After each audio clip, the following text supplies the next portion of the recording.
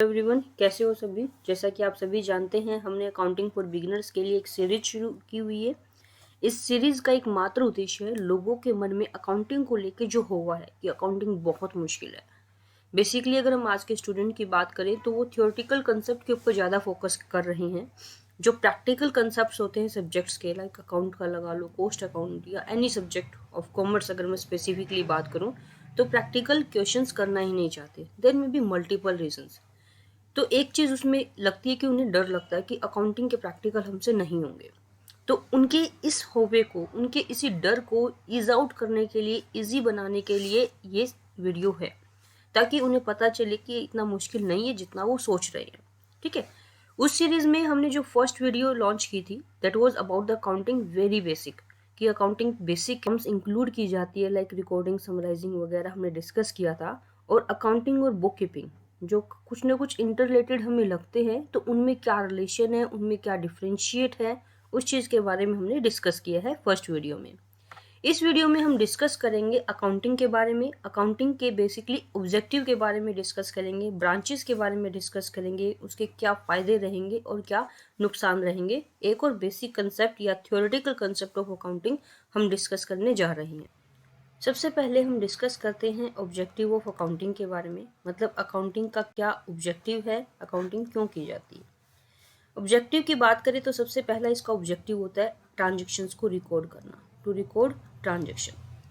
देखिए, अकाउंटिंग क्यों आई। अकाउंटिंग एक लैंग्वेज के तौर पर आई कि जो बिजनेस की जो परफॉर्मेंस हो रही है, बिजनेस की जो ट्रांजेक्शन्स है, उनसे जो प्रॉफिट आ रहा है, लॉस आ रहा है, उस सब चीज़ के बारे में लोगों को बताना। प्रॉफिट लॉस के बारे में, फाइनेंशियल पोजीशन के बारे में आप तभी बता पाओगे जब आप ट्रांजेक्शन्स को रिकॉर्ड करोगे।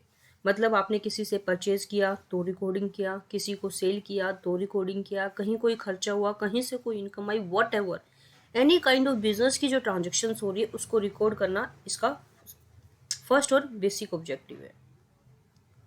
सेकेंड ऑब्जेक्टिव की बात करूं तो सेकेंड ऑब्जेक्टिव है इसका प्रॉफिट एंड लॉस, मतलब बिजनेस का रिजल्ट निकालना। रिजल्ट का मतलब क्या हुआ कि बिजनेस की जो ट्रांजेक्शन्स हुई है उससे कितना प्रॉफिट हुआ, बिजनेस को कितना लॉस हुआ। क्योंकि पता होना चाहिए कि बिजनेस हमारा प्रॉफिट में चल रहा है कि नहीं चल रहा, क्योंकि एक लंबे टाइम तक लॉस में चला हुआ बिजनेस भी हम टॉलरेट नहीं कर सकते, है ना। लंबे टाइम तक लॉस किसको बर्दाश्त है। तो इसलिए आपको पता होना चाहिए कि क्या हमारा बिजनेस प्रॉफिट में चल रहा है, so that you can decide कि क्या हमें बिजनेस को कंटिन्यू रखना चाहिए या उसको बंद कर देना चाहिए। तो प्रॉफिट एंड लॉस की सिचुएशन का पता चलता है।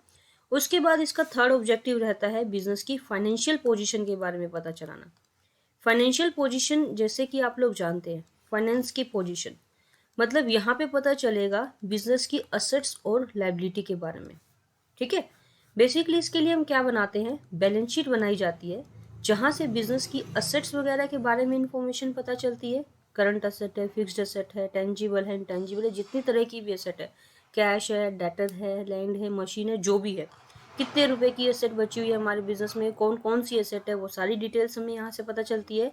और साथ के साथ लायबिलिटी के बारे में डिटेल पता चलती है। लायबिलिटी मतलब जो आपने किसी को देना है, लॉन्ग टर्म लायबिलिटी कितनी है, करंट लायबिलिटी कितनी है, ठीक है, वो सब आपको यहाँ से पता चल जाएगा। लोन कितना लिया हुआ है, शेयर कैपिटल कितनी है, तो वो सारी डिटेल्स पता चल जाएंगी। और हम नेक्स्ट बात करें फोर्थ। देखिए, अगर फोर्थ ऑब्जेक्टिव की बात करें दैट इज द कम्युनिकेशन।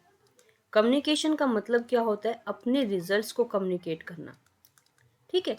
हमने क्या कहा, अकाउंटिंग बिजनेस की क्या है, एक लैंग्वेज है। लैंग्वेज का काम क्या होता है, लैंग्वेज का काम यही होता है ना कि एक के आइडियाज या एक की बातें को दूसरों को बताना। Same as it is accounting का ऑब्जेक्टिव भी कम्युनिकेशन रहता है, ताकि बिजनेस में काफ़ी सारे इंटरेस्टेड यूजर्स होते हैं, काफ़ी सारी पार्टीज होती है, लाइक उसमें मैनेजर होता है, उसमें गवर्नमेंट होती है, शेयर होल्डर होता है, इन्वेस्टर होता है, क्रेडिटर्स होते हैं, कस्टमर होते हैं, पब्लिक होती है, मीडिया होती है, काफ़ी तरह के लोग बिजनेस में इंटरेस्टेड होते हैं। तो उन लोगों को बिजनेस के बारे में इंफॉर्मेशन देनी होती है। लाइक बिजनेस में हमने प्रॉफिट एंड लॉस निकाल लिया, इतना प्रॉफिट हुआ, बिजनेस की हमने असेट्स की डिटेल निकाल ली, बिजनेस की हमने लायबिलिटी की डिटेल निकाल ली। अगर आप उसको निकाल के अपने पास रख लो तो दैट्स ऑफ नो यूज। आपको ये सारी डिटेल आगे पार्टीज को देनी पड़ेगी। देना क्या कहलाता है, कम्युनिकेट करना। तो कम्युनिकेशन भी इसका एक मेन ऑब्जेक्टिव है। उसके बाद हम बात करते हैं इसकी ब्रांचेस के बारे में। ब्रांचेस मतलब अकाउंटिंग की क्या ब्रांचेस है, या यू कैन से कि जैसे आपने वर्ड सुना अकाउंटिंग, क्या अकाउंटिंग सिंपल एक अकाउंटिंग वर्ड ही काम आता है, नहीं। अलग अलग एरिया के हिसाब से इसको अलग अलग कैटेगराइज कर दिया जाता है। जैसे कि अगर मैं बात करूं, हम जो 11th-12th में पढ़ते हैं बेसिकली, वो हम अकाउंट्स पढ़ रहे हैं, जर्नल पढ़ रहे हैं, हम फाइनल अकाउंट्स ऑफ प्रोप्राइटरशिप वगैरह पढ़ रहे हैं, प्रॉफिट एंड लॉस अकाउंट बनाना, बैलेंस शीट बनाना, सब किसका पार्ट होता है? फाइनेंशियल अकाउंटिंग का। फाइनेंशियल अकाउंटिंग जिसमें हम प्रॉफिट एंड लॉस वगैरह बनाते हैं, बैलेंस शीट हम बनाते हैं, मतलब फाइनेंस से रिलेटेड डिटेल्स होती है जो हम आउटसाइडर्स लोगों को भी देते हैं। सेकंड अगर हम इसकी बात करते हैं, सेकंड इसकी ब्रांच होती है cost accounting. Cost accounting basically with in company ज़्यादा यूज होती है। कॉस्ट अकाउंटिंग जैसे नाम से क्लियर है, कॉस्ट मतलब बिजनेस में जो हम प्रोडक्ट मैन्युफैक्चर कर रहे हैं उस प्रोडक्ट की कितनी कॉस्ट आएगी वो यहाँ फाइंड आउट करते हैं कि टोटल आपने प्रोडक्ट बनाया उसमें कितनी कॉस्ट आई है, पर यूनिट कॉस्ट कितनी आ रही है, ठीक है। कॉस्ट कौन कौन सी खर्चों को ऐड करके बनी है, किस खर्चे पे कंट्रोल किया जा सकता है, वो सारी डिटेल आपको कहाँ मिलेगी? कॉस्ट अकाउंटिंग से ही मिलेगी। थर्ड अगर हम बात करते हैं इसकी ब्रांचेस के बारे में, थर्ड आता है इसके अंदर मैनेजमेंट अकाउंटिंग, ठीक है। मैनेजमेंट अकाउंटिंग थोड़ी सी और एडवांस फॉर्म हो जाती है क्योंकि बिजनेस को चलाने का मेन काम किसका होता है? मैनेजर्स का होता है, ठीक है। अब मैनेजर को अगर हम कहें कि सिर्फ प्रॉफिट एंड लॉस की इन्फॉर्मेशन दे दें या सिर्फ बैलेंस शीट की इन्फॉर्मेशन दे दें तो काम नहीं चलेगा।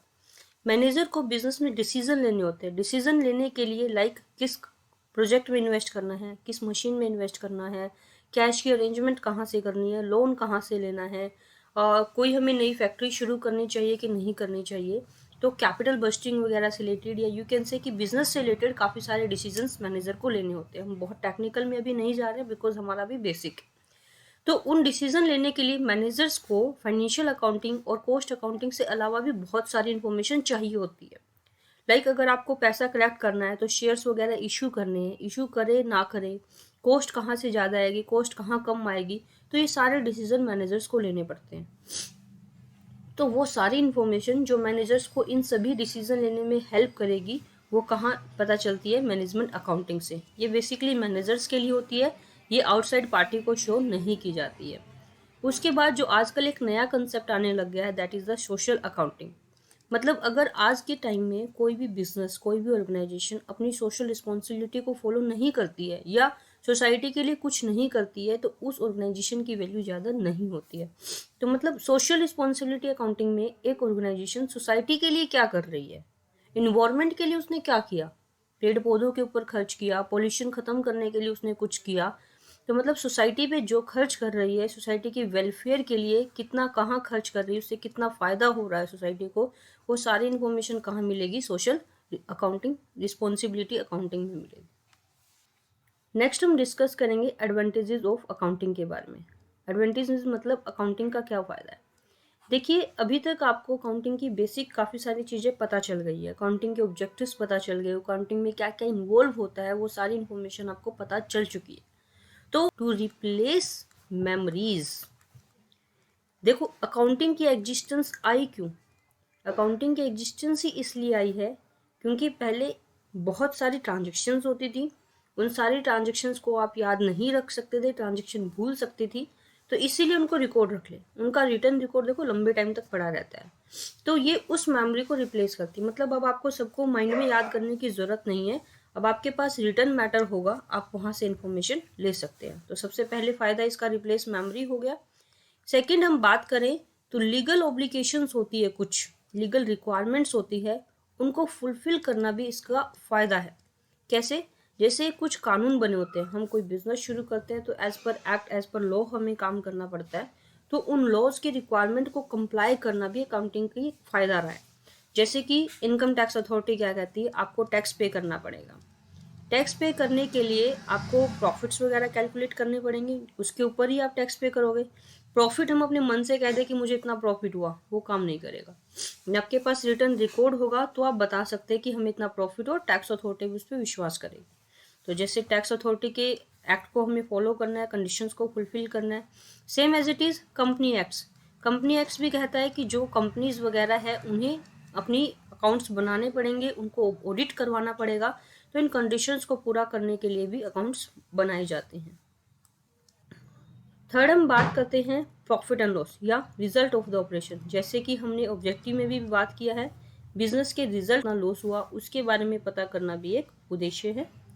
ये डिटेल में नहीं कर रहे क्योंकि हम अभी डिस्कस कर चुके हैं। फोर्थ इसका ऑब्जेक्टिव रहता है पोजीशन के बारे में पता करना। पोजीशन मतलब कंपनी की फाइनेंशियल पोजीशन की अगर हम बात करें, जैसे कि हमने ये भी ऑब्जेक्टिव में डिस्कस किया है कि हम बैलेंस शीट बनाते हैं और वहाँ से आपको असेट के बारे में भी और लायबिलिटी के बारे में भी इंफॉर्मेशन पता चलती है, तो वो फ़ायदा रहता है अकाउंटिंग का यहाँ पे। उसके बाद हम बात करते हैं पॉइंट में क्या रहेगा, यूजर्स को हेल्प करती है डिसीजन मेकिंग के अंदर, क्योंकि बिजनेस में आपको पता है कि काफ़ी सारे यूजर्स होते हैं, लाइक वहाँ पे इन्वेस्टर होता है, वहाँ पे गवर्नमेंट होती है, मैनेजर्स होते हैं, पब्लिक होती है, क्रेडिटर होते हैं, वहाँ डेटर होते हैं, तो काफ़ी सारे यूजर्स बिजनेस में इंटरेस्टेड होते हैं। तो उन सबको अलग अलग इन्फॉर्मेशन चाहिए होती है बिजनेस के बारे में, मतलब उनको बिजनेस से कनेक्ट रहना चाहिए कि नहीं रहना चाहिए, वो सब इन्फॉर्मेशन चाहिए होती है। तो इन्फॉर्मेशन उनको अकाउंटिंग से मिल जाएगी, बिजनेस की परफॉर्मेंस के बारे में, बिजनेस की लोन पेमेंट कैपेसिटी क्या रही है, बिजनेस की past history regarding the finance क्या रही है, तो वो सारी डिटेल उनको पता चल जाएगी। उसके बाद नेक्स्ट फायदा इसका रहता है कंपैरेटिव स्टडी। कंपैरेटिव स्टडी मतलब अकाउंटिंग कंपैरिजन में हेल्प करती है। कंपैरिजन में कैसे हेल्प करेगी, लाइक हमें अपने बिजनेस की फर्स्ट ईयर परफॉर्मेंस को सेकेंड ईयर की परफॉर्मेंस से कंपेयर करना हो, हम वो कर सकते हैं। एक बिजनेस को हमें दूसरे बिजनेस के साथ कंपेयर करना हो, हम वो कर सकते हैं। हमारी एक ब्रांच को अगर हमें अपनी दूसरी ब्रांच के साथ कंपेयर करना हो, तो आप वो कर सकते हैं। मतलब यू कैन डू कंपैरिजन, अपने बिजनेस के अलग सालों के साथ कंपेयर कर सकते हो, अपने बिजनेस को दूसरे बिजनेसेस के साथ कंपेयर कर सकते हो, अपनी ही अलग अलग यूनिट्स अगर आपने बना रखी है, ब्रांच बनाई हुई है, जैसे बड़ी बड़ी कंपनीज की होती है, उन्हें आपस में कंपैरिजन करना हो कि हो सकता है किसी ब्रांच से आपको बहुत फ़ायदा हो रहा हो या किसी से बहुत नुकसान हो रहा हो। नेक्स्ट रहता है असिस्ट मैनेजमेंट। असिस्ट मैनेजमेंट जैसे हमने अभी मैनेजमेंट अकाउंटिंग के अंदर डिस्कस किया था कि अकाउंटिंग मैनेजर्स को काफ़ी तरह की हेल्प प्रोवाइड करती है, क्योंकि मैनेजर्स को डिसीजन लेने के लिए बहुत सारी इन्फॉर्मेशन चाहिए होती है। ठीक है, लाइक उन्हें कैपिटल बस्टिंग के बारे में, कॉस्ट ऑफ कैपिटल के बारे में, डिविडेंड के बारे में काफ़ी सारे डिसीजन लेने होते हैं मैनेजर्स को। जैसे जैसे आप अकाउंटिंग में आगे बढ़ेंगे तो आपको पता चलेगा, तो वो सारी इन्फॉर्मेशन देती है। साथ के साथ यहाँ से प्रॉफिट एंड लॉस से, बैलेंस शीट से भी मैनेजर्स को काफ़ी सारी इन्फॉर्मेशन मिलती है बिजनेस को मैनेज करने के लिए। उसके बाद ये हेल्प करती है कंट्रोल ओवर असेट के ऊपर। Control over asset, control over asset आप सोच रहे हो कि ये काफ़ी वल्नरेबल सिस्टम रहता है, मतलब चोरी वगैरह का डर रहता है ना।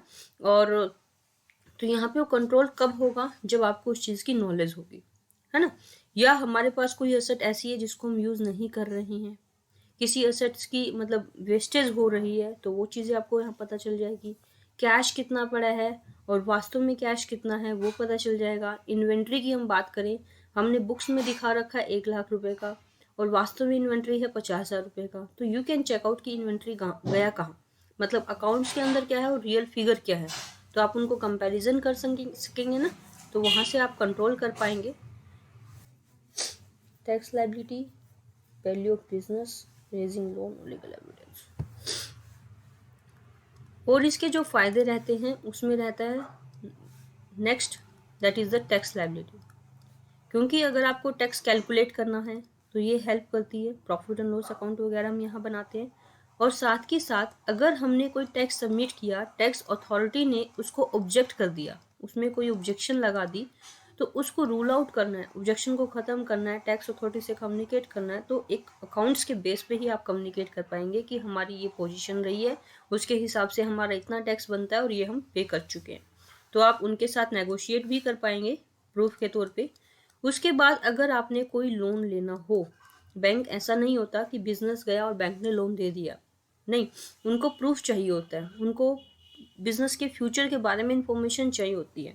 तो यहाँ पे हमें क्या करना पड़ता है, प्रोजेक्टेड बैलेंस शीट बनानी पड़ती है, या पास्ट बैलेंस शीट्स की भी ज़रूरत पड़ती है कि क्या पीछे परफॉर्मेंस रही है और फ्यूचर का बिजनेस का क्या प्रोस्पेक्टस है, वो सब डिटेल हमें चाहिए होती है। तो प्रोजेक्टेड बैलेंस शीट वगैरह चाहिएगी, तो वहाँ से इसकी इन्फॉर्मेशन पता चलेगी। उसके बाद हमें क्या होगा कि अगर हम बिजनेस की वैल्यू कैलकुलेट करनी है, वैल्यू इन द सेंस कि अगर आप बिजनेस को सेल कर रहे हो, सेल करोगे तो कोई वैल्यू तो लगाओगे ना। अब ये नहीं होता कि सिर्फ आपने प्रॉपर्टी देख ली, कितने रुपए की प्रॉपर्टी है, वो वैल्यू लगा के बिजनेस को सेल कर दिया। प्रॉपर्टी की वैल्यू 1 करोड़ की, तो बिजनेस 3-4 करोड़ का भी बिक सकता है ना।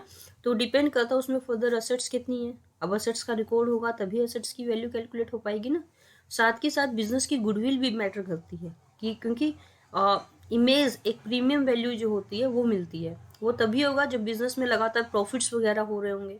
प्रॉफिट्स का पता कहाँ चलेगा? जब आपने फाइनल अकाउंट्स बनाए होंगे, ट्रांजेक्शन्स को रिकॉर्ड किया होगा।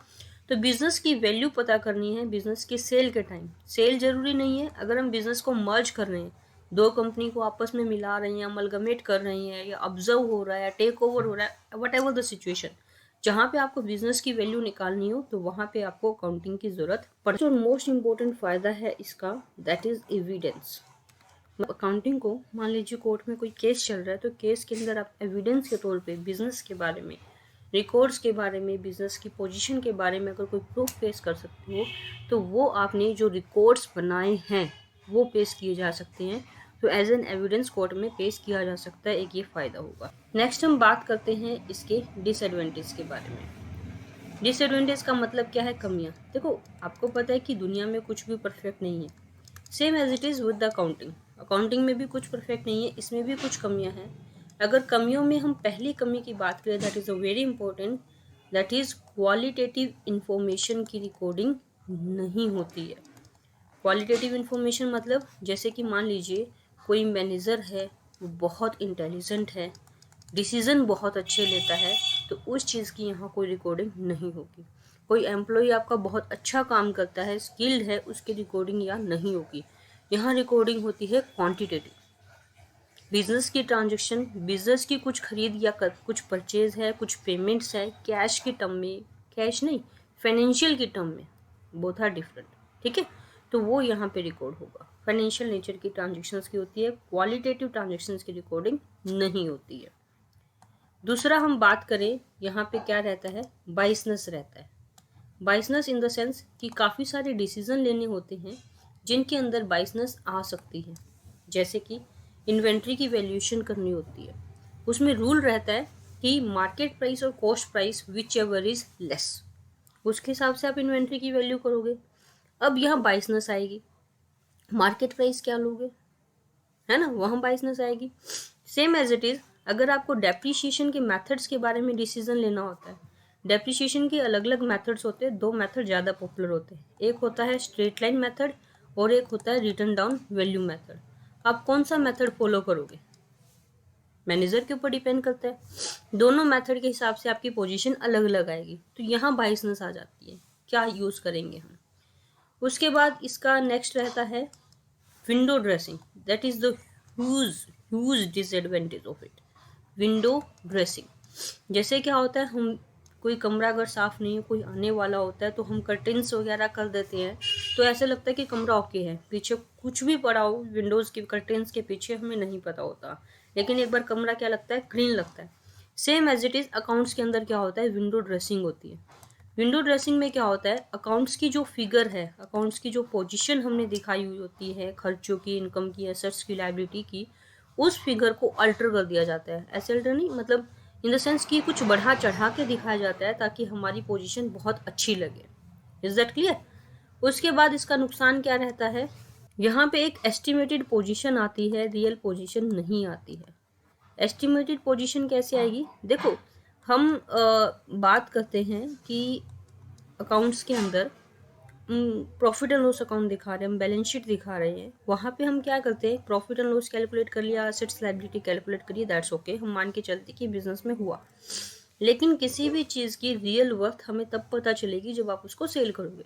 जैसे मान लीजिए कोई प्लॉट है मेरे पास, वो 10 लाख रुपए का है, और आज मार्केट में बूम आ गया और वो प्लॉट 50 लाख का हो गया। आई थिंक कि मुझे 40 लाख का प्रॉफिट हुआ, मैंने उस टाइम नहीं सेल किया, 2 महीने बाद सेल करी, उसकी वैल्यू 5 लाख रुपए हो गई। Now this is the problem. तो यहाँ पे क्या, एक एस्टिमेटेड अर्निंग पता चल रही है, रियल फायदा कितना हुआ, रियल नुकसान कितना हुआ, तो जब बिजनेस बंद होगा, असेट्स लायबिलिटी को सेल करोगे तभी पता चलेगा, है ना। तो ये इसकी कमी रहती है। और इसकी फिफ्थ डिसएडवांटेज रहती है प्राइस लेवल चेंजेस। मतलब आजकल यू कैन से कि जो इन्फ्लेशन अकाउंटिंग है उसको ये ध्यान नहीं रखता। आपको पता है कि ट्रांजेक्शन लायबिलिटी दिखा रखी, वो आपने पहले की दिखा रखी है। मान लीजिए कोई एसेट आपने 5 साल पहले परचेज किया, तो आपने वो 5 साल पहले वाले रेट्स पे दिखा रखी होगी, उस पर डेप्रिसिएशन माइनस करके। लेकिन आज उस एसेट की वैल्यू क्या है? वो कम भी हो सकती है, ज़्यादा भी हो सकती है, इन्फ्लेशन आ रही है, वो ज़्यादा होगी, तो आपको उस रियल जो आज की वैल्यू है, जो इन्फ्लेटेड रेट्स है, जो प्राइस लेवल में चेंजेस हो रहे हैं, कम हुआ ज़्यादा हुआ, वो चीज़ें हमें नहीं पता चलती है। तो ये इसकी कमी है, क्योंकि हिस्टोरिकल वैल्यू के ऊपर डिपेंड करती है। तो हमें अकाउंटिंग के ऑब्जेक्टिव के बारे में, उसकी ब्रांचेस के बारे में, उसके फ़ायदे और उसके नुकसान के बारे में इंफॉर्मेशन पता चली है इस वीडियो के अंदर। होप सो आप लोगों को अपना कंसेप्ट क्लियर हो चुका होगा। नेक्स्ट वीडियो में हम अकाउंटिंग प्रिंसिपल्स वगैरह के बारे में बात करेंगे। Till then keep reading, keep study. Thank you so much.